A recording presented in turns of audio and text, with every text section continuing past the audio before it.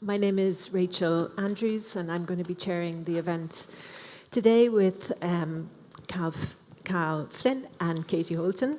And we're going to be talking about their new publications, Islands of Abandonment and about trees. This is the older version. Anyway, that will become clear. So I'm just going to introduce the writers. We'll chat for about 40 to 45 minutes. We'll do some readings, and then there'll be time for audience questions.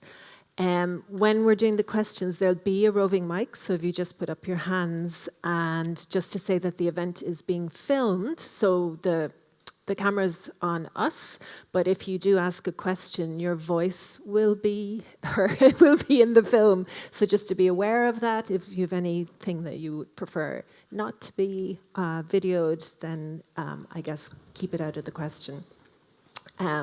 Afterwards, the authors will be signing their books inside there, and the books will also be on sale. So hopefully you'll get a chance to pick up a copy. Okay, so I'm just going to introduce the writers, and then we'll get into the readings. This is Katie Holten, here at the furthest near the door. Katie's an artist and an activist, born in Ireland and now mainly living in the USA. In 2003, she represented Ireland at the Venice Biennale. She has had solo exhibitions at the Bronx Museum of the Arts, the Nevada Museum of Art, the New Orleans Museum of Art, the Contemporary Art Museum, St. Louis, and Dublin City Gallery, the Hugh Lane. Her drawings investigate the tangled relationships between humans and the natural world. She has created tree alphabets, a stone alphabet, and a wildflower alphabet to share the joy she finds in her love of the more than human world. The Irish tree alphabet was commissioned by Visual Carlo for Katie's solo exhibition there in 2020 and was acquired by the Crawford Art Gallery in Cork as part of its permanent collection. Her work has appeared in The New Yorker, The New York Times, Art Forum, and Frieze. She's a visiting lecturer at the New School of the Anthropocene. If she could be a tree, she would be an oak. And The Language of Trees is published by Eliot and Thompson. Carl Flyn is an author and a journalist from the Highlands of Scotland. Previously, she's been a reporter for the Sunday Times and the Daily Telegraph and a contributing editor at The Week. She holds an MA in experimental psychology from Lady Margaret Hall, Oxford. Her first book, Thicker Than Water, was a Times Book of the Year and dealt with the colonisation of Australia and questions of inherited guilt. Her non-fiction book, Islands of Abandonment, which we're going to talk about today, Life in the Post-Human Landscape, was published in 2021 and was awarded Young Writer of the Year 2022 by the Sunday Times. So I think we're going to start with a little reading from Cal, and then we'll start trying to chat about the publications. Sure, absolutely. Hi, everyone. I often read a section, it's actually from the section where I travelled to the Chernobyl exclusion zone. Of course, so much has changed there since I visited in 2019, and so it's a bit of a postcard from the past already. But I think what it does do is get across a bit of a sense of what my book is like, its style, and its form of attention. I step outside, descend a set of steps, and as I do, from nowhere, the dosimeter in my pocket raises its voice from the occasional background click to the crackle of white noise before overloading and sounding its warning alarm, a two-note siren of a timbre pitch that seems intended to fluster. A jolt of adrenaline hits my system. What's happening? I blurt out, embarrassingly panicked but unable to contain myself. The silence, the inodorousness, the invisibility of the danger preys on my mind. I'm blindfolded in a room of poisoned daggers. What's happening? Ludmilla waves my panic away. Hotspot, she says, and my fear evaporates with a label in the way a grave medical diagnosis might sometimes bring relief. She points to the bottom step. Liquidators returning from the reactor area kicked the dirt from their boots and removed their clothes here before getting into minibuses parked out front. These minibuses, too contaminated to save, would later be buried in vast mass graves lined with concrete. The dust they left behind has left a radioactive trace which persists into the present. I hold my dosimeter over what seems to be the hotspot's epicenter, a concrete slab shrouded in leaf mold, and watch the numbers climbing. It stops at 15.82 microsieverts an hour, around 100 times the background dose. Ludmilla thrusts her hand out over mine. The dosimeter in her grip is bigger and more professional looking.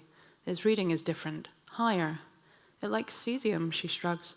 And though I don't understand, I feel myself jealous. Can I hold it? I ask, and I take the wailing device. When I step away, it falls silent. I relax. The sky is white cloud, too bright to look at. The air is still. I follow the steps down to the cafe's private jetty, from which I look out across a smooth curve of ice that lids the lake surface, one that does not break when I drop a rock onto it. What I think about is this: how the past is imprinted upon the present in every place, but never more tangibly than here. I navigate it blindly in the present, with a dosimeter as a torch. The zone is full of hotspots. Sometimes they've been marked by small yellow lollipop signposts, whose triangular faces were the nuclear trefoil, the international symbol for ionizing radiation, in red. These signs are planted throughout the zone, marking places to avoid. They're not dangerous exactly, but you shouldn't stand there long. At the city limits, we pass another on the side of the road. "Can we stop?" I say, and the driver shrugs. I get out and cross to the shoulder by the sign and keep stepping until I hear the warble of the dosimeter. All I see is a field of thick, tussocky grass poking through a thin layer of snow, ungrazed, unmown. Pine seedlings are bristling on the edges of the clearing amid a shimmer of birch, thin upper limbs of russet and wine over silvered, glimmering torsos. A thin white mist hangs about a foot over the ground, ethereal, waiting to be parted. It has started to snow. Heavy flakes fall in slow motion onto my hair, my crown. I shut my eyes, feeling cold fingers touching my face, and visualize the radiation washing over me, bathing me in a current of which I am only abstractly aware, whose existence is a matter of faith. It's one thing to understand the concept in a lecture, I think, another altogether to comprehend your body at the mercy of it. It takes a certain mystical frame of mind, one I am not unfamiliar with.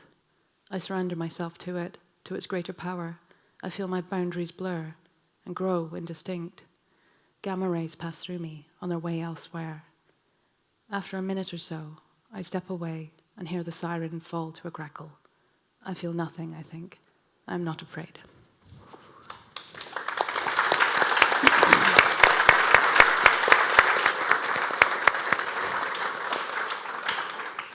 Thanks, Cal, very much.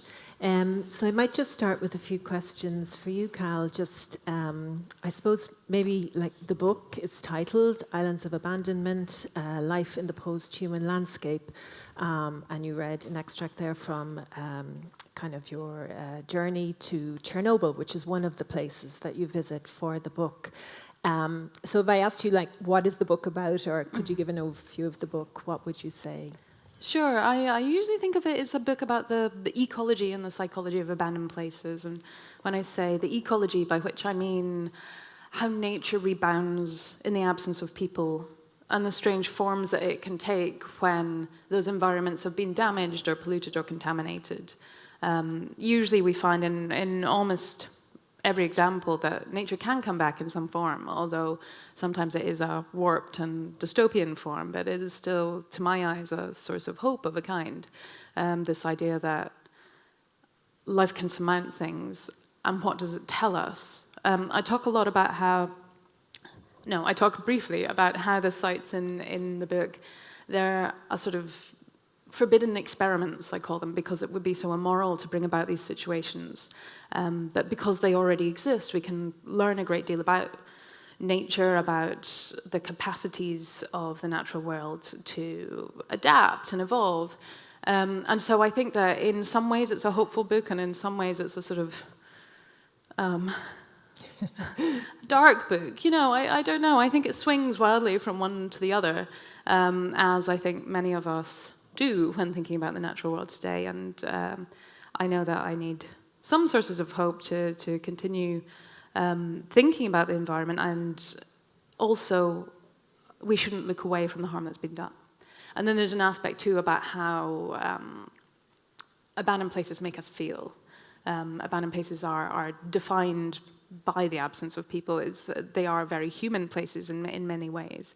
And so I talk a bit about how they can both thrill us and repulse us at once. And was it an interest in abandoned places that sort of spurred you to get involved in writing the book? Or, was it one of those particular themes that you're just talking about there, about sort of the idea of rewilding, for want of a better word, or kind of hope? Or, actually, I've forgotten what you said. Anyway, which one of the themes?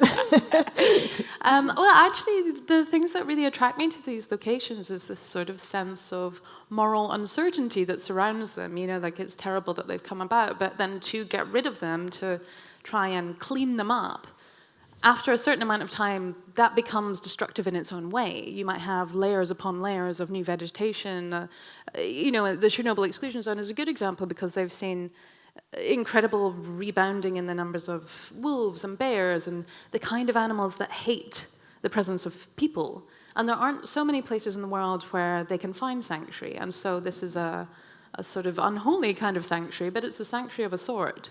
And the fact that they've survived there and in fact are thriving there means that it has taken on a new kind of value that we might never have guessed at.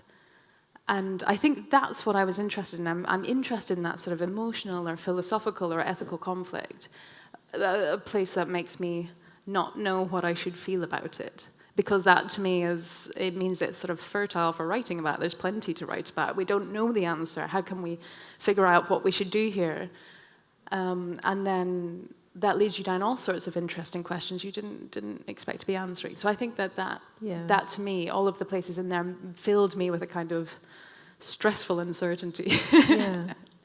And how did you choose the places? I mean, there's quite a lot, in total you go to about 12 places, I think. So how did you make those choices to start with, I suppose? And then what was the process of actually going there? Because some of them are quite far-flung.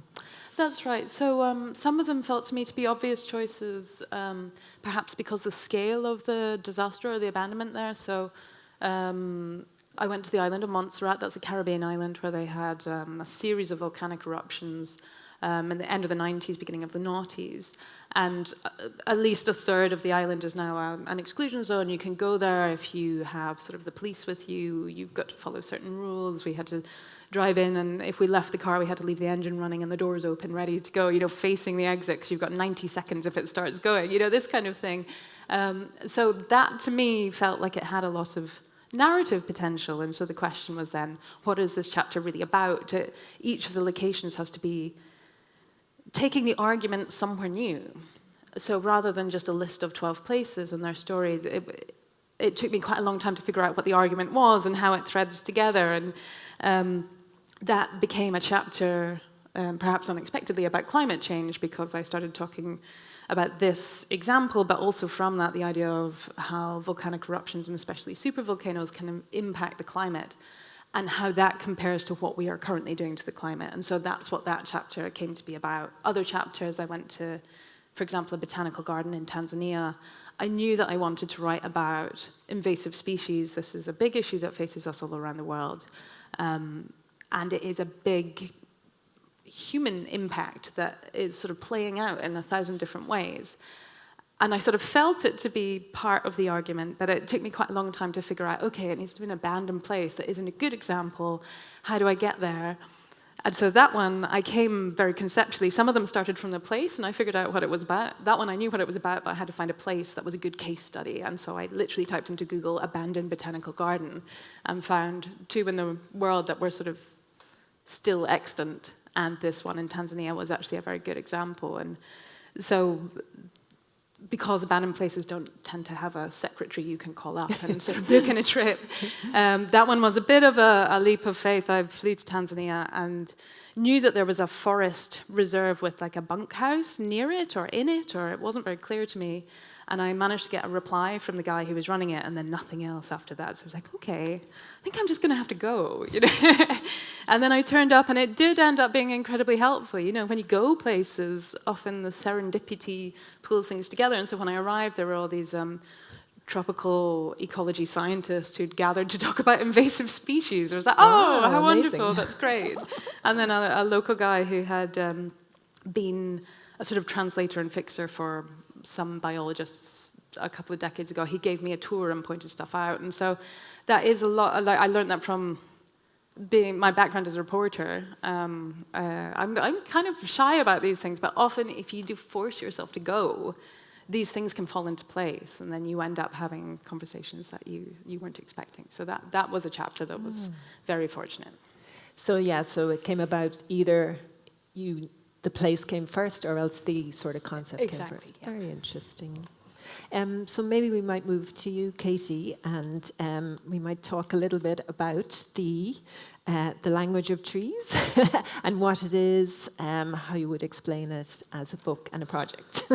Okay, well, it's wonderful to be here with Cal. I've been such a fan since we actually met at McDowell, a residency. Speaking while I'm trying to do tech, while you were working on the book. Yeah. So here we are. January Let's see if this 2019, works. I think. No. Oh. Okay. Perfect. So this book, so anyway, it is wonderful to be here, and I'm so excited to have a conversation, about Cal's wonderful book, and thank you, Rachel, and West Cork Literary Festival. It's such a treat. This book, The Language of Trees, came out in the States on April 4th, so that's what the picture on the left is, just kind of showing the journey, because I'm a visual artist, so I'm all about visuals. And this edition is the Elliott and Thompson, the UK-Irish edition, that was published June 15th, that we have in our hands. But it really grew out of this book, and I love that Rachel actually has a copy of About Trees that was published in 2015. So you can kind of get a sense of this book is a journey. It's got a tangled history, and we could spend a long time going into all of that, but I'll try and give the very short, brief version of it. So maybe if we move on. It starts with trees, and so it's called The Language of Trees, and it is a book about trees. But it's about humans. It's really about, so much of it overlaps with, Cal, what you were just saying about humans and our impact on this planet, right? This beautiful planet. I moved to New York in 2004 in a Fulbright to research our relationship with nature. This little word, nature, by having that little word, it excludes us as humans from it. And, problematic. We could spend days talking about all of that. And I found myself drawn to street trees. I'm an artist, I draw things, so the trees drew me in and I started drawing them. They were tiny letters, I realized later, 10 years later, it took me 10 years to realize that these tree drawings that I was making, if we move on, I started making sculptures of them, I started creating public artworks. The next image, I think, shows the tree museum. The last one was like a recycled piece. A lot of my work is made with whatever is local and is to hand and can be regurgitated and refabricated into something else, because I think the world is already full of too much stuff, right? All of this matter that's here, we don't need to keep producing new things. Let's recycle. The book itself is kind of a recycling, because I haven't yet mentioned the contributors. I didn't write the book. I kind of created. I like some of the publishers that, call me the creator of this book. So I've gathered together a lot of people, of other humans, and I'm sharing their words that I've translated into the trees. So the Tree Museum was a public art project that I've made, and I included it. It was to celebrate 100 years of this street in the Bronx called the Grand Concourse. So it was very large, huge, enormous scale of a project. But if you go to the next image, it shows one of the aspects of it was I got to go into the classroom and take the kids outside. And because when you create a museum, right, what is a tree museum? Nobody knows. It could be anything. So it's all about play, and taking kids outside kind of gets to the heart of what I think a lot of my work is about. It's about learning through play. You go into a classroom and you talk about poetry and haikus and trees, and then we say, okay, and we're going to get up and leave the classroom. And it blew the kids' minds, and just seeing them outside, this image, you mightn't be able to really see what's going on, but it's students outside just standing, listening and looking and then writing. And it was like the most magical moment. Anyway, and I think this is something that I've tried to do more and more with the projects. The next image, I'm so sorry that I have to get Matt to click through. So then I realized it was 10 years after I made the first tree drawings. It just came to me in a flash. Those trees are characters themselves, and they can replace the letters, the ABC of our alphabet. So it was like playing with the molecules of the alphabet.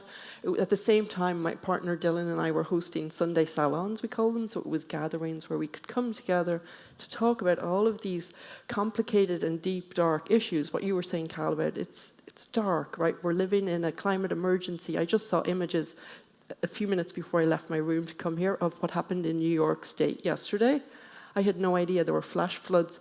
Roads that I've been on are gone. And this is happening all across the planet. China's about to hit 50 degrees Celsius. You know, it's the hottest, last week was the hottest week ever on the planet, ever recorded.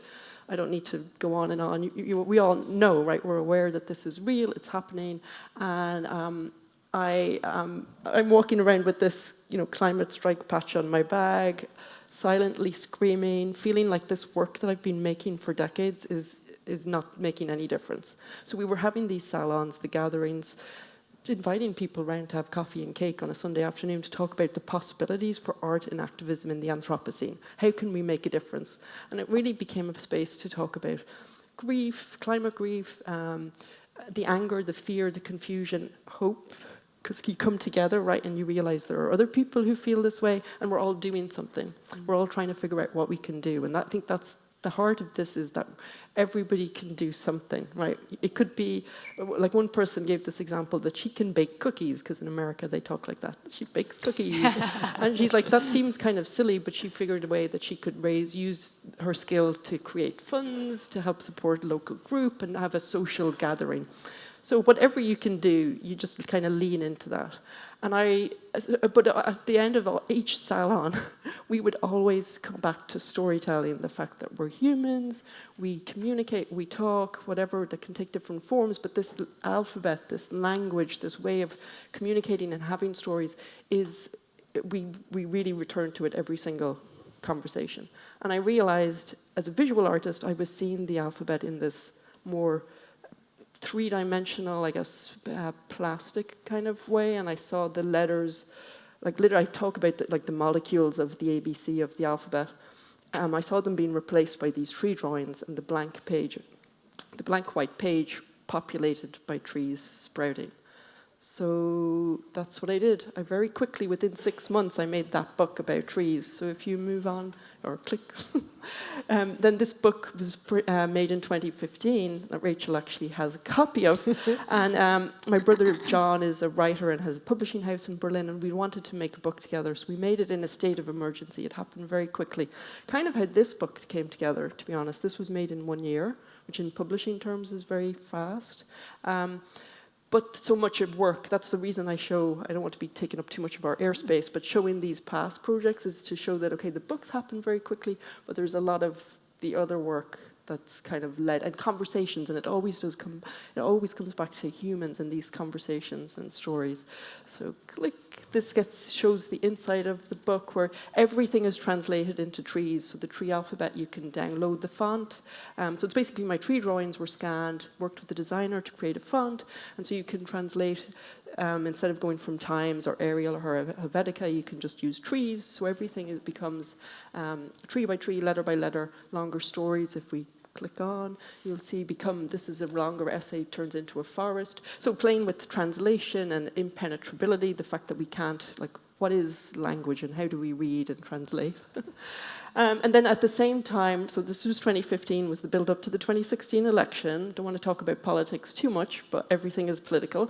And my life, all of our lives got turned upside down in an instant. 2016 election in the States. And everything, because all my work was always political, but I would try not to use the P word, not to call it political, because I don't want to impose my thoughts on the viewer or the reader. But now it just became impossible to do that, because I was outside protesting. Actually, this is Andrea Bowers, a contributor to the book, incredible artist. So we were all out on the streets. I worked with Extinction Rebellion and helped form other groups. And if you go on, and I do feel like the books are part of the activism and So here you can see letter by letter. Tell me what it is you plan to do with your one wild and precious life. So I hope that in a sense, even though this Mary Oliver isn't actually in the book, I feel like it kind of encapsulates something that I hope the book shares with readers. So if we go on, you'll see this was a project I worked on with Chodine O'Sullivan in Dublin, the tree school. So this again goes back to what I was doing with the tree museum, trying to talk about play, the fact that if we just stop and learn and listen to trees, and I think that's what the tree alphabet too, it's really about trying to slow down. So when you translate your letters and your words into trees, it forces you have to pause and think, well, what is that? How do I read it?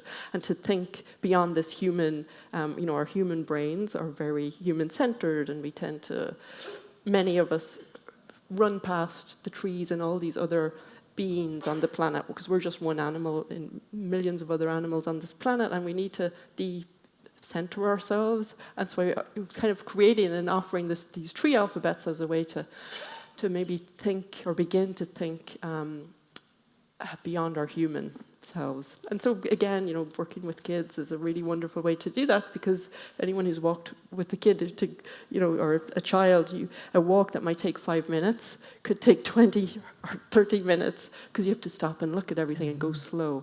So tree time is really important. And then this was a project, it's Forest Gander is the human down at the bottom.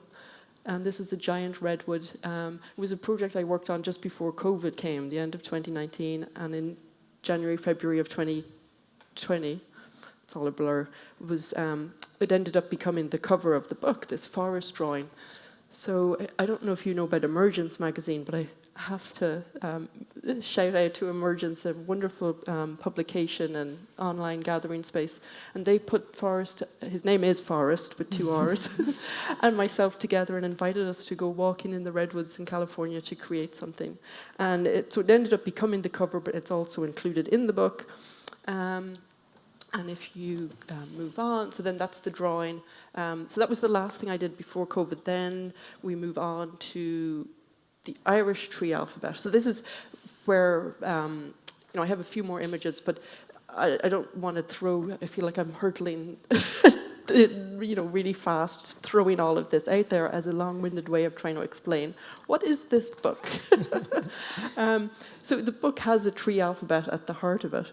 But once I had that book about trees in my hand, I realized we could make tree alphabets that are specific to a place. So you could write and plant messages with actual real trees, like living time capsules. So I made one with the Parks Department in New York, because I had worked with them on the tree museum project. And then I made one, or was planning to make one for Carlow, for Visual Carlow. In 2020, I was going to live in Carlow and work with the people in real life and do all this fabulous stuff. And then COVID came and everything changed. And so I ended up making the Irish tree alphabet online, the way we all had to do everything online through Zoom. And the Irish tree alphabet posters, I wish I had one for everybody in the room. The publisher did make some, and we had them at the launch at IMA, but I don't know where the rest of the posters are.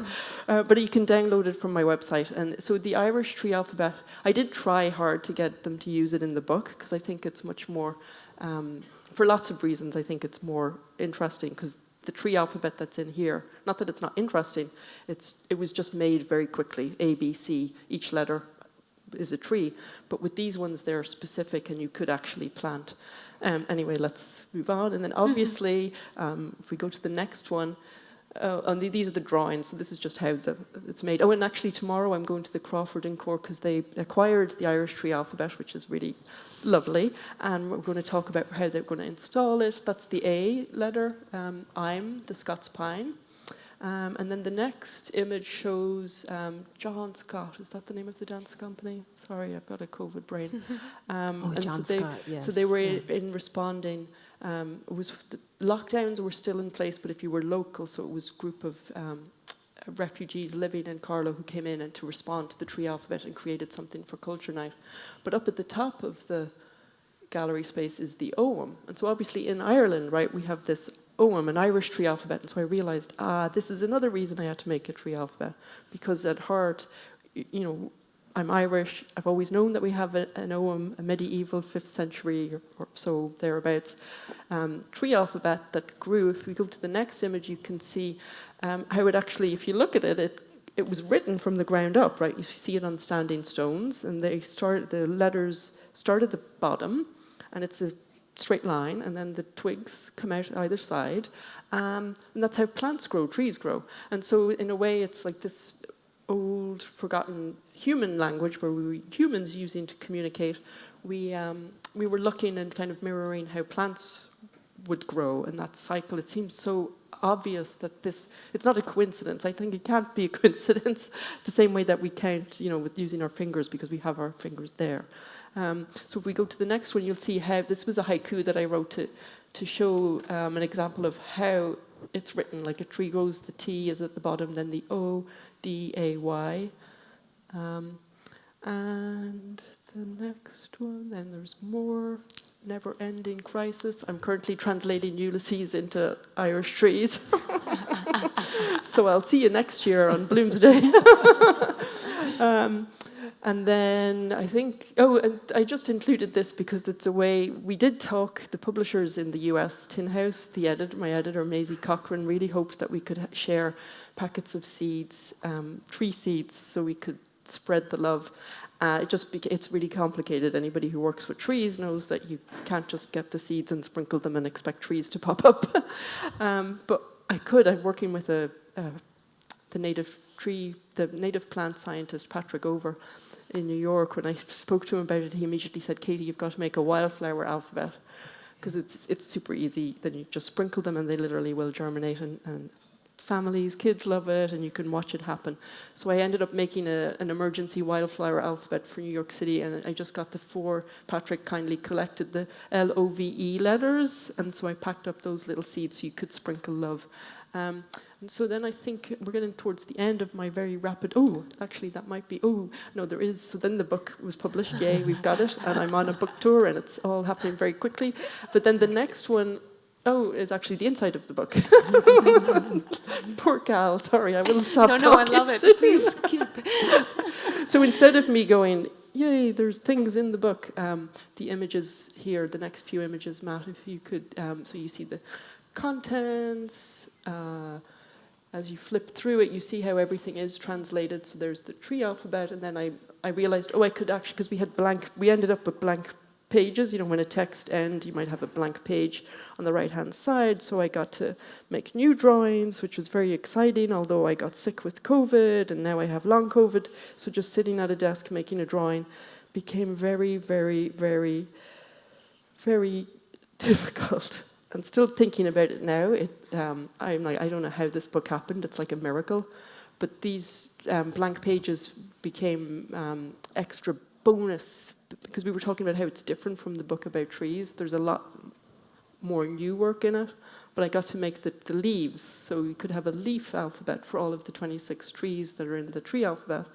And Ross Gay, whose work I don't think is really known here in Ireland as much. You'll know all about him pretty soon when his books are more available. He generously offered to write the introduction. He's an incredible writer, really beautiful, but focuses on the joy. And anyway, you have a treat in store to read his work. There's the forest piece. Amitav Ghosh. I think Rachel enjoyed reading his piece. So the book is really a compendium of all kinds of different pieces. And then if we go on, and then I wanted to include, because I am on a book tour, so this is the very end. So this was me walking in the footsteps of Ursula K. Le Guin, who's another one of the contributors. And I got to go across the States on that book tour. I ended up in Portland, Oregon. I'd never been there before. I think it was I loved everywhere I went. Everything was really special, but that was extra special. Her son Theo was very generous and told me about some of the inspiring spaces around the city where Ursula would go walking regularly, and that inspired particular stories. And so this was Forest Park, right beside her home, and where I got to stay when I was there. And you can see that, I don't know if you really can see, but the moss, it felt more Irish than Ireland. It was so green and damp and wet. And now, I was just visiting Owen Dalton, and I think I managed to slip in one extra image. So this was visiting Owen Dalton's Irish Atlantic rainforest at the day before yesterday. Owen kindly invited me to go walking, and I, like many people, discovered him on Twitter years ago. Then he made this wonderful book, letting us all know that Ireland, in fact, has, or a lot of the West Coast, the natural ecosystem is rainforest. Who knew? And I started a group called co-founded a group called Friends of RD Bog years ago, 2018 or so, and it was calling the bog our Irish rainforest. We don't have rainforests in Ireland, but the peat bogs are our rainforest. Now we realise, wait a minute, we actually do have rainforests. But for some reason, we had been made to forget it. They had disappeared from our psyche in a way.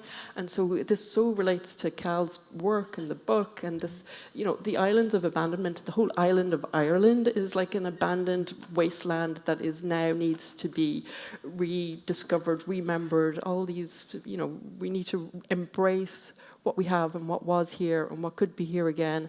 And anyway, so I was really lucky to start my whole tour, and this journey at the West Cork Literary Festival here in the Beara Peninsula in the rewilded. So this used to be fields. So when you look out and you go to Whiddy Island, because Cal's doing her workshop out in Whiddy Island, and you see the green fields and the hedges, the trees are along the edges of these green fields. This used to be just like that. And then you had the larger oak trees were just stuck wherever there was a little crag or where you couldn't get rid of the trees. And then the rest of it just has grown up. And you've got the epiphytes, which is the definition of a rainforest. And anyway, I'll stop talking now. But yeah, so you can see it's a book about trees and people. And I think there are so many overlaps. And I think that's the end, so we can just switch off the images so we don't have to... Or we could have kept the three up. Thanks, Katie. No, that was great. Great run through. You mentioned Amitav Ghosh there, and I suppose one of the differences between these two is there is more contributors. Yeah. So I suppose, how did you go about that? Like gathering all, some are living, but not all. So was that a lot of... It was a lot. Yes. It was all a lot. All of it was a lot, and even more and more. And I really do, when I look back at it, I'm like, how did I make this? Because I don't know how I made that book about trees in 6 months. Then I made this one in a year in publishing terms. But my editor, Maisie, was so generous. She had realized that COVID, the lockdowns, what got her through were the trees. She said to me, Katie, I'm paraphrasing, but she said something like, I don't think I really saw trees before. And it was the COVID that she realized how beautiful they are, all these things that we all discovered different aspects of nature. And for Maisie, it was trees. And when she was offered the publisher said, you can make your dream book. She said, I want to make a beautiful book about trees. So she did what you did. She went online and searched a beautiful book about trees and discovered this book about trees and reached out to some publishing friends to ask them if this was, legit, was it a real thing? And then she just messaged me and said, would you be interested? I really want to make this, and I'll do everything I can to make it a beautiful dream book. email to It was receive. the whole thing is like I'm really spoiled because I'm not a writer, so I know this doesn't happen all the time. Contract. and to have the support to make, this is the UK edition, so it's beautiful in its own way. But to do the extra, go the extra mile, and to give me the time, because I immediately said, can I include more people? It can't just be that book about trees. It has to be more. And I had always thought of that book as being the first volume of an infinite series of volumes of books about trees.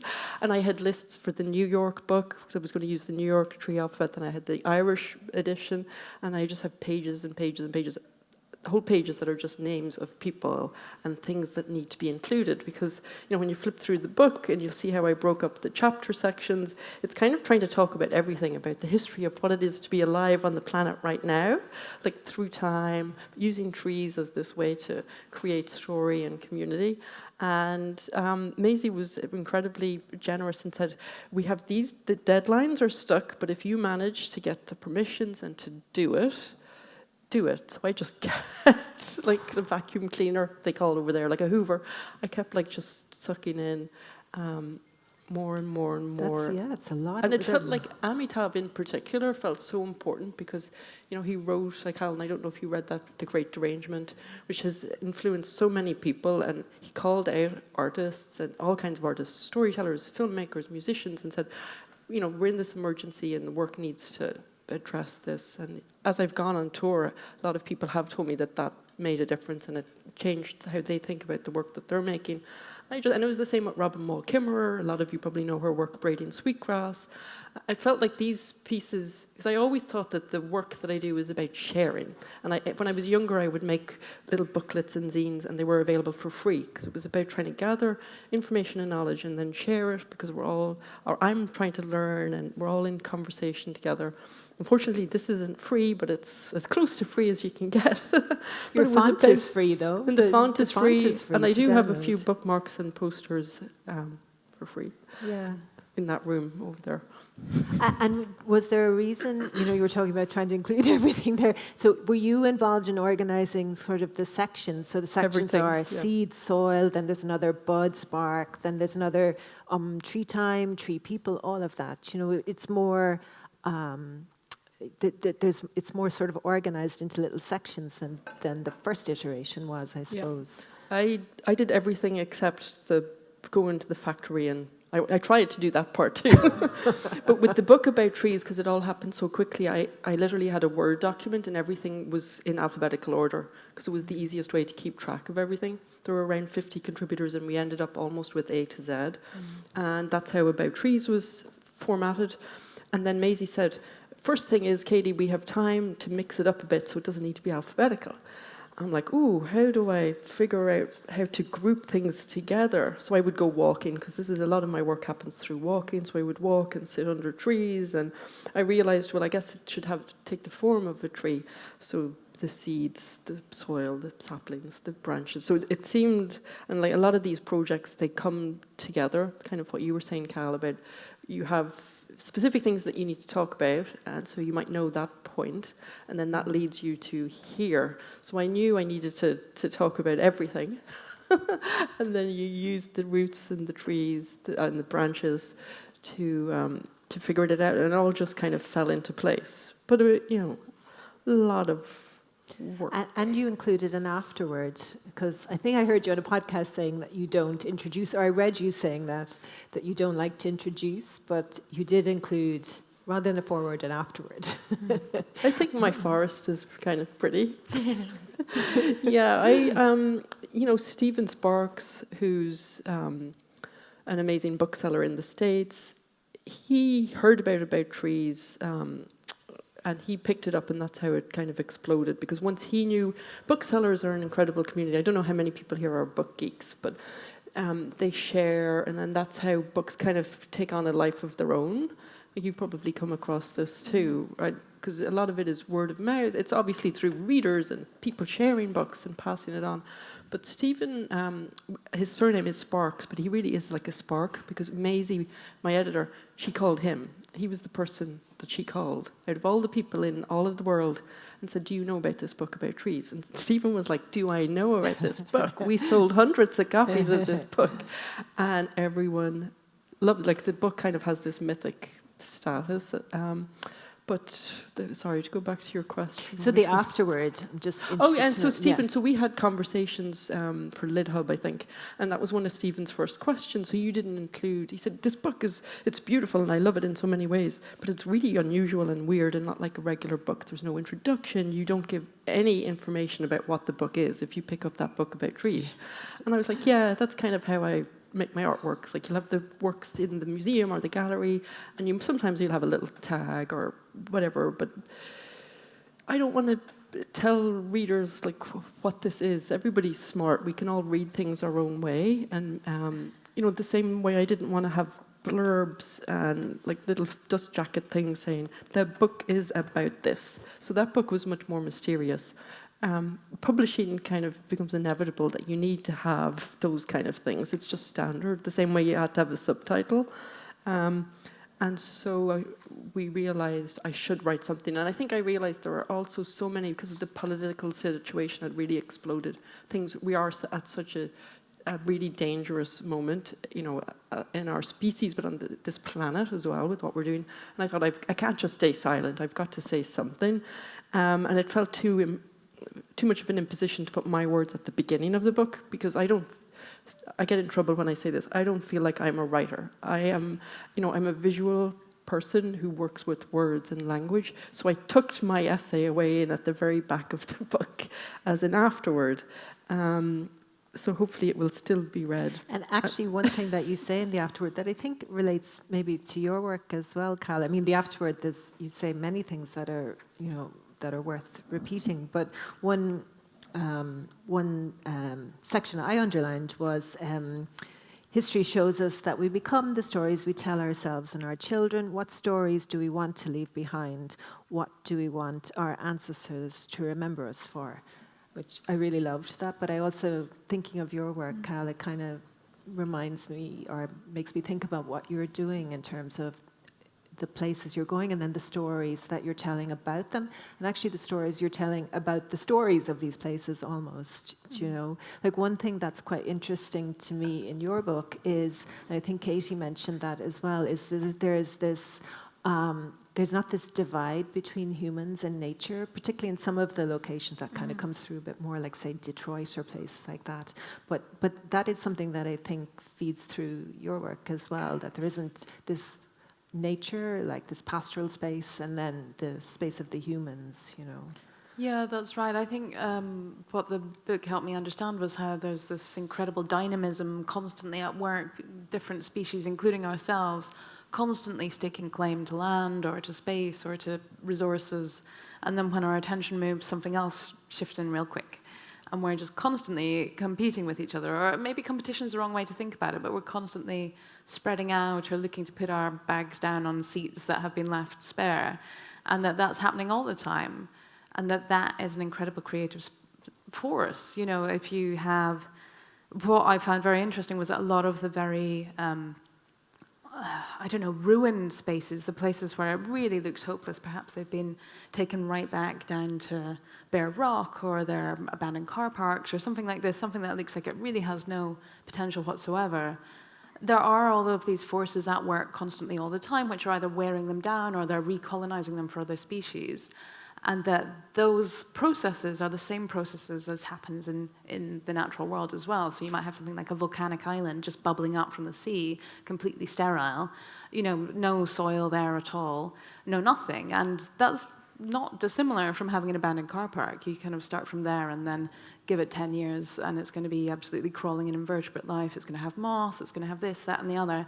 And in fact, those spaces can be incredibly biodiverse, and they can be scientifically interesting. They can be valuable in a new way. So there's an organization in the UK called Bug Life, and it specializes in brownfield sites because they're so good for invertebrate life, because what happens in these brownfield derelict places, that they fall into disuse and they will have maybe some stagnant water here, a broken down old wall there, some bushes, a bit of moss, and that's really, really good for invertebrates, insects. They've got this very fast life cycle and they need lots of different things according to what stage of their life cycle they're in. And so you might find really rare beetles in an old quarry or something like this. And so Bug Life has gone out and has saved old quarries, it's saved an old oil terminal, all sorts of unexpected places that you might think, oh, we should just knock that down and start again. Actually, if you pay attention to them, it's not as easy as that.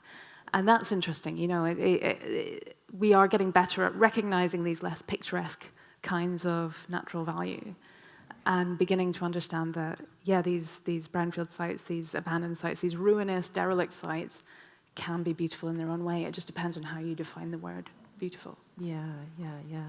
And one place that I thought, well, it really surprised me at least, was your chapter on the forest in Verdun, which I hadn't heard about. And again, you were talking about the life that sort of grew in this poisoned space. So maybe you could just tell us what that was all about. Sure, absolutely. So this is a First World War site where they had been, sorry, I'm being ridiculous a second, where they had used a lot of chemical weapons and in fact had taken the chemical weapons to dump them at the end of the war. You have the armistice.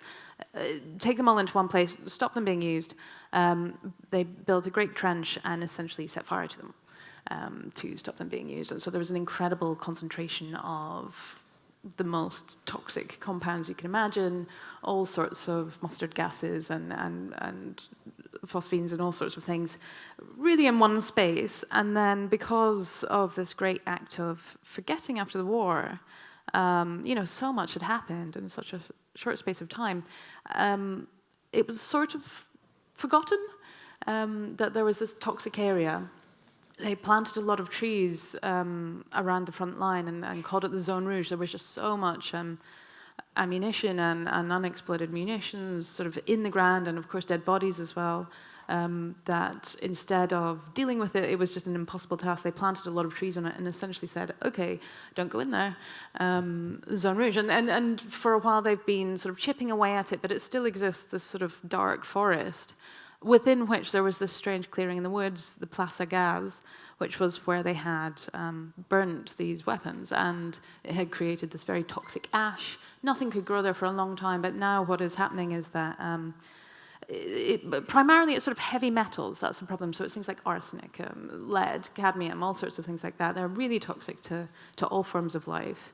But particular types of plants can survive there, and so it takes some time for them to find this space, but then they're the only ones who can live there, and so they begin to thrive.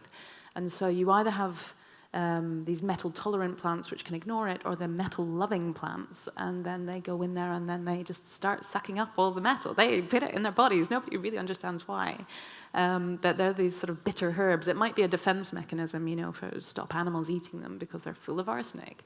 But anyway, they love to grow there, and they're doing quite well there now. And what's happening is that the clearing is slowly sort of scabbing over with the kind of moss and grasses. And these plants are real specialists, but they're kind of amazing. I think there's only about 200 of them in the world, these metal-loving ones, metallophytes. But they've got some very special, almost like magical qualities. So there's one that they have in New Caledonia, which it sucks up copper, and if you cut it, it bleeds this sort of like turquoise sap. It's amazing. And they are starting to use these metallophyte plants in an experimental phytomining project, which means that you use vegetable matter to mine metals from the ground. Then you cut them down, you burn them, and what you're left is with this sort of ash and a bunch of metal. So in theory, you could grow a crop of gold or a crop of copper or something like that. And so these plants, I became really obsessed with them because it's like casting magic spells, it's really wonderful. So that was one of my favorite chapters to write. Amazing, yeah. Would you like to read a little bit more before? Sure. Just so people get a sense of your writing as well. Yeah, I'm going to read from a slightly different chapter. This is closer towards the end, a chapter about an abandoned island in Scotland, actually really close to where I live now. I went there because as a quick sort of pen portrait, it's an island called Swona. The last people to live on the island were a brother and sister, really quite elderly. They had this very small herd of cattle. This elderly brother and sister kind of had to leave in a bit of a rush. One of them had to go to hospital. They never came back to the island, so they left this family home that they'd grown up in, and they left the cattle. They opened the gate, and the cattle started wandering around the island. It's maybe a mile long, a little bit less. And those cattle have lived there ever since. There's probably been about 10 generations, give or take, and these cattle behave very differently to any cattle that you might see around normally. They're more like deer or wild horses. They're quite unruly and really impossible to get back off the island. You'd have to shoot them now. You can't get close to them. Anyway, that's why I was there, but the experience of being alone on this island, the ferryman had suggested I stay there overnight alone, and he'd pick me up the next day, and I was like, fantastic, that sounds good, I'll take loads of notes. And then it was quite a destabilizing experience. Anyway, I'll read a little bit from there. When I take to my bed, the sky outside is still and pale and primrose. It's nearly solstice. In an upstairs bedroom, I found an old camp bed with the metal bones of one rusted in place and strung with springs. I place my camp mat on it, brush off the mice droppings, and slide under my blanket with a jacket as a pillow. Just as I get settled, I hear a movement. very real and very definitely inside the house. It sounds like a man running fast across a wooden floor. It's not clear where it's coming from. I slide from my bed and stand stock still in the doorway, listening. Nothing. I creep along the landing and take the stairs back down, stepping as softly as I can on each tread, and force myself to peer around the door into the kitchen. Nothing. And then the sound again, running. It's definitely upstairs. I think immediately of the disappearing tent, the footprints, their source. It occurs to me that someone might have been on this island the whole time. I feel a wave of nausea. The prospect of being alone doesn't bother me. It's the thought of being alone with. I return upstairs knowing I must fate it, rather than live with the horror of uncertainty. I peer into each bedroom in turn. Nothing. There seems no answer. Still, I relax. I'm afraid of many, many things, but at this moment I realize I am not afraid of ghosts. I stand there for 10 long minutes, breathing shallowly through my nose. Finally, the sound comes again, louder this time. I'm close. I see nothing, but I approach the noise until I'm sure it's in the ceiling, behind the wooden paneling. I catch my breath, tighten my throat, and knock hard on the wood near the source. It ignores me. There are no rats on this island, this much I know, but I picture the roof, those slipped slates. A bird, I think, between roof and gable ceiling. I hear it again, traveling from my head through to the bedroom where I set up camp, moving fast with a heavy, rapid footfall. I follow it and climb back into bed as it fusses and thumps. All night, the unseen creature moves in the space above my head. It runs first one way and then the next, centimeters away. Never before have I been so utterly aware of how the wild exists just below the surface, even in domestic animals, even in houses. I drift in and out of sleep as if resting only half my brain at once, judging the passage of time by the shifting tones of the sky, the constellations in their unhurried revolution. I'll close there.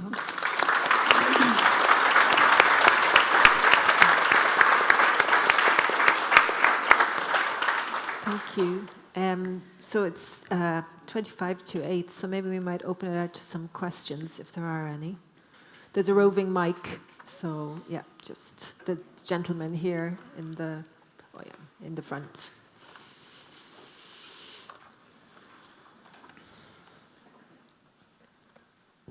Thank you very much.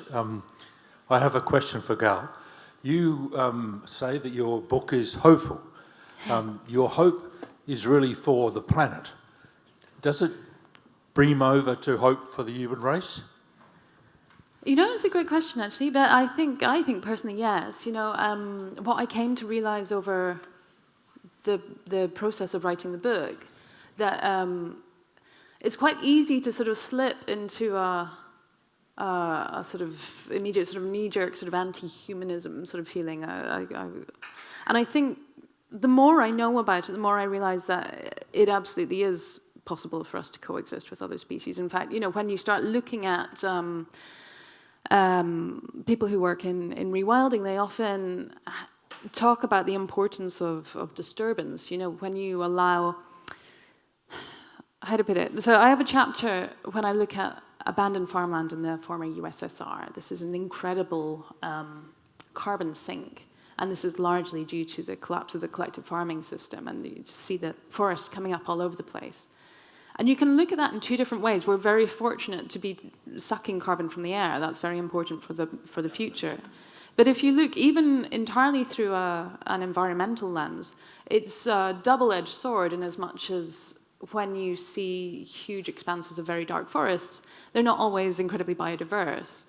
And of course, this has come hand in hand with enormous socio-cultural upheaval. And so I think the way I came to think about it, or the way I've personally sort of come to terms with it, is to understand that all of these places have multiple things true about them at once, that we might welcome them in one way and disparage them in another. And that all of us, certainly I, hope for a happy ending for us all, and it should not necessarily come at the cost of humans. That there are certainly ways that humans live alongside other species, encourage other species, and, you know, allow other species to thrive. So no, I don't think so. But certainly we do cause a lot of damage, so it's more a question of figuring out how we can become responsible neighbours as much as anything else. Are there any other questions? Oh, yeah, this one at the back. Thanks. I really enjoyed both speakers. I just it's a kind of a forgetting and a remembering. That's the kind of but it's almost like when we use the word forest, we don't really think about a forest. We just think about a plantation. And I just think, does the landscape remember when we forget? If that isn't sort of too esoteric, because I think there is this kind of cultural amnesia, and it actually has happened for a reason. It's been kind of almost imposed upon us in a way, like a consumerism culture is not a rooted culture, and even the words we use, like rooted, they're not coincidental. And I suppose maybe it's a very esoteric question. I don't know who wants to answer, if either of you want to answer or not. Does the landscape remember when we've forgotten? And also, just another comment is like, and I've been thinking an awful lot about Rachel Carson recently as well, and there's a kind of a tradition there, and it's no coincidence that you're both women sitting on here as well.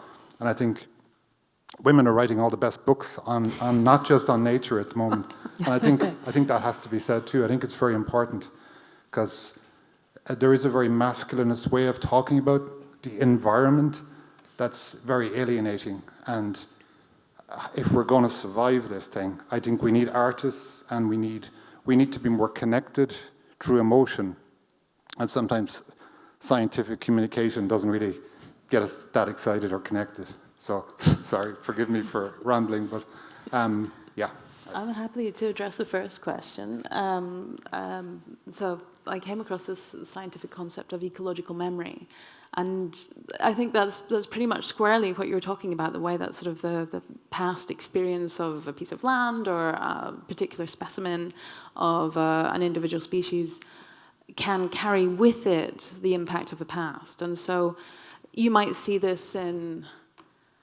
There's a really interesting study where you can look at the wildflowers that grow in a particular space, and that might reveal that until relatively recently it was woodland and it has become forest. So in England, for example, there are a lot of places where you can find bluebells or wood anemone and things like this, and they hang on quite a bit after the trees that created their optimum situation no longer exist.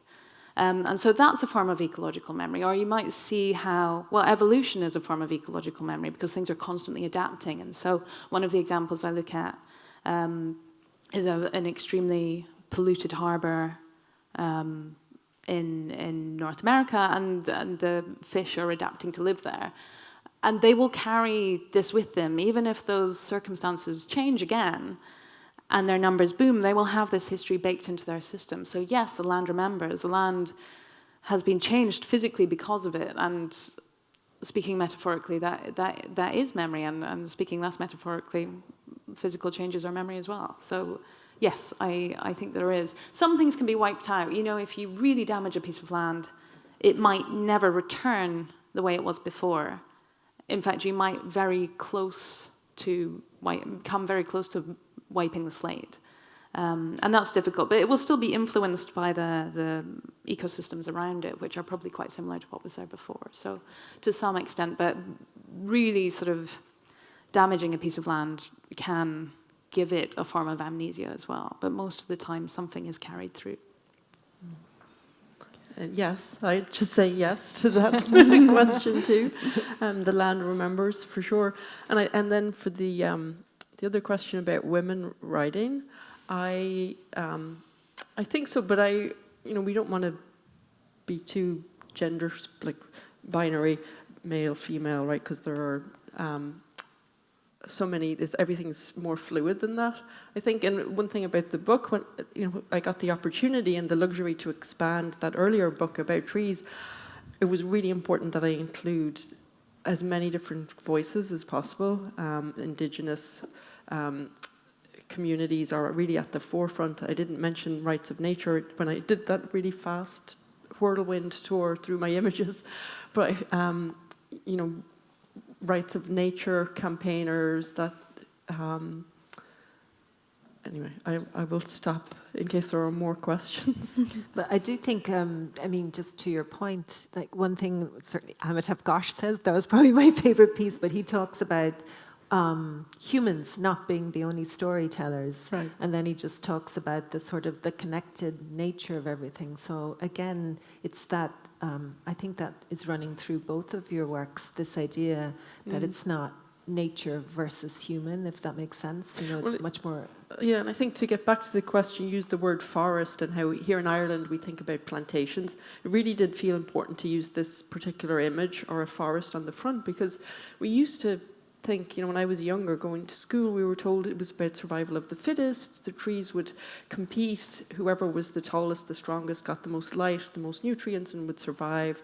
And now, you know, Suzanne Suzemard is a scientist who's included in the book, has done decades worth of science, and others have shown how it's, you know, our understanding has completely flipped, and we realize it's about community. And that was what this drawing was alluding to, the fact that it's like us as humans, we need to work together. We can't be individuals trying to outcompete everybody else. We really need each other, the way the trees do, and they're not individual objects separated. They're all entangled, and you've got the mycorrhizal network, the fungi, and all the other species that are there working in community together. And I think that's so much of what, you know, we're talking about and these books are about being, you know, individuals, but being together with others, because that's the only way we're going to solve any of these problems. Yeah, yeah.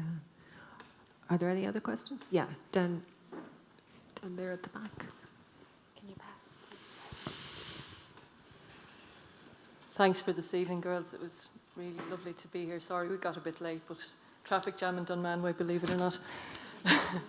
I've just been reading so many books recently. Robin Wall Kimmerer is just amazing. The word, I can't even say it, reciprocity, just, you know, that's what it's all about.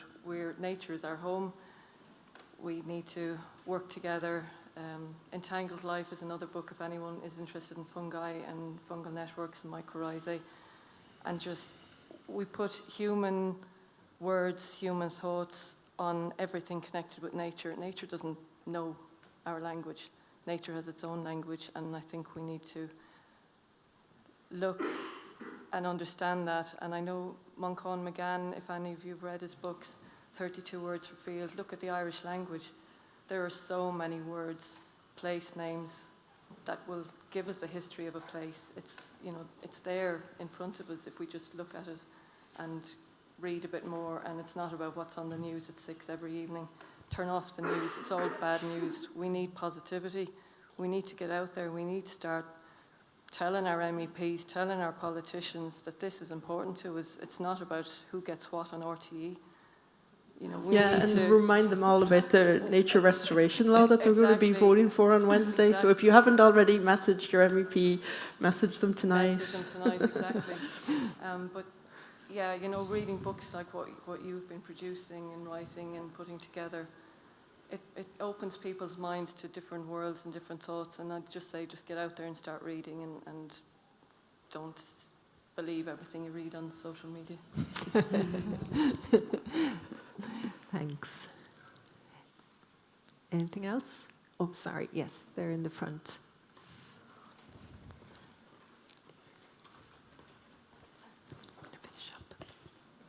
Thank you both. My name is Marcia, and if you can't tell from my accent, I study in the United States, and I'm here with a few of my peers from college. And I think that both of your works, and not even your own books, but in life, that you're both climate activists. And I find often that young people feel very discouraged because we feel like sort of the world is crumbling beneath us and that we have to put it back together. So my question is, where do we start? Do you want to take that? Please start. You're in a good place with the set one. I think it's, you know, action, doing something, coming together. I mentioned this group, Friends of RD Bog, that I co-founded, and that was, it happened because the Irish government wants to build a road through the edge of RD Bog, where I grew up, where I made my first artworks, actually. and it's my home. It means a lot to me. It's it's home and it's a bog. You shouldn't build a road. So I was really angry and confused.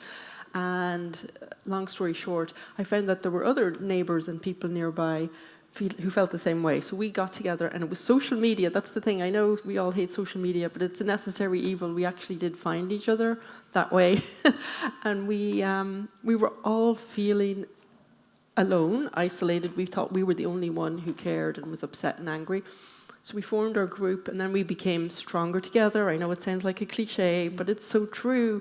Instead of us being like individuals tweeting and Instagramming and going, "Ma," we suddenly became this entity that could create a petition and a website. We got over 10,000 signatures. We went to the Dáil. We met TDs. We had conversations with Malcolm Noonan, and Eamon Ryan was too busy doing government business to meet with us.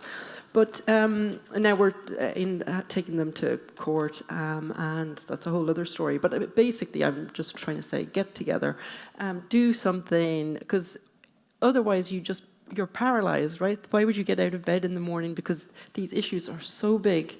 Timothy Morton, talks about hyperobjects. Climate change is a hyperobject. It's so large, we can't get our teeny tiny little human brains around what is even happening, because we have changed every system on this planet. All the planetary systems are starting to crash around us. This is really serious. So how could you get up in the morning? Because it's hopeless, right? But then you realize, no, doing something is what you've got to do. So you find others. It gets back to this woman baking her cookies. Mm-hmm. If that's what you can do, if you draw trees, which feels sometimes it feels pointless and ridiculous. What am I doing? What difference is it going to make? Having these conversations, that's why we started our salons, having the conversations.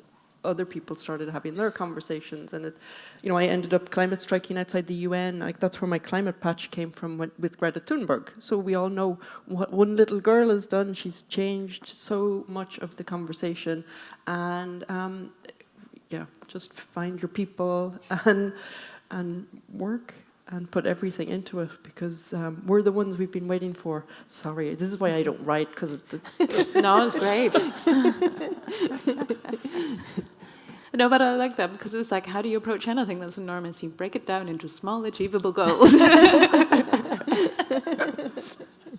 And the stories, I suppose, too. And you cook food. Isn't Gosh's book called "We Need New Stories"? Isn't that what his original For the book? Great Arrangement? Yeah, the Great Arrangement. We need new stories, he said. So, it seems to me that these are new stories. I mentioned Indigenous writers that I felt I needed to include, and that's why I mentioned Rights of Nature.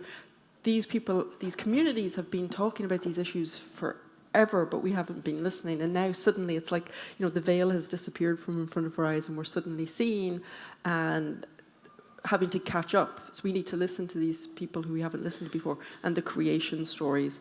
And this, I mentioned before about the salons where storytelling was so important, but to remember, and it gets back to that question about, the land remembers, but what can our species remember, and remember who we are or where we come from. And I think Irish myths, I've been in conversation with Mancon, and his work has been so important to remind us as Irish people what our language is that we have. And I talk about it in my afterword about this, the importance of Irish place names, and our language communicates what was there before that maybe we can't see now, and we need to remember all of this. And I tend to go on a bit, don't I? That's great. We do need to start finishing up, so I suppose if there's one more question. Oh, okay, that's the last question then. Thank you very much for the talks there. It was really interesting and really enjoyed it. I think having the language of trees in Ireland is incredibly special, because our ancient language obviously referred to trees, and we use trees to kind of make sense of the world as a kind of like a framework through which we captured, understood, and made sense of things. And I was just kind of wondering, because you went to see Owen Dalton recently, who would say that Ireland is a wasteland when it comes to wild nature. And you've just written a book about actual wastelands, which now are very ecologically rich. So I was just interested in both of your answers in terms of what is your experience of a place and its nature? How does that help you make sense of the world or interpret what's around you? Sorry, can you say that last bit again? So, Just the very, very end. so how do you think, like you've gone to all these places and met people who have lived around these places, these wastelands. How do you think that their experience of their environment and seeing these wastelands becoming so ecologically rich and diverse helps them make sense of their sense of place and how they relate to the world? Oh, that's interesting. Sort of like the perception of recovery, or yeah. You know, I think often the attitudes towards these places are very mixed and are much more negative by the people who live in and among them. So there was an interesting study of Italian attitudes towards abandoned farmland. And it spoke to people who were traveling through the area, and they said, isn't it wonderful? It's all regrowing, this regeneration of the forest, it feels great. And then they spoke to the people who lived in the village, and they said, it's terrible, it's really gone downhill.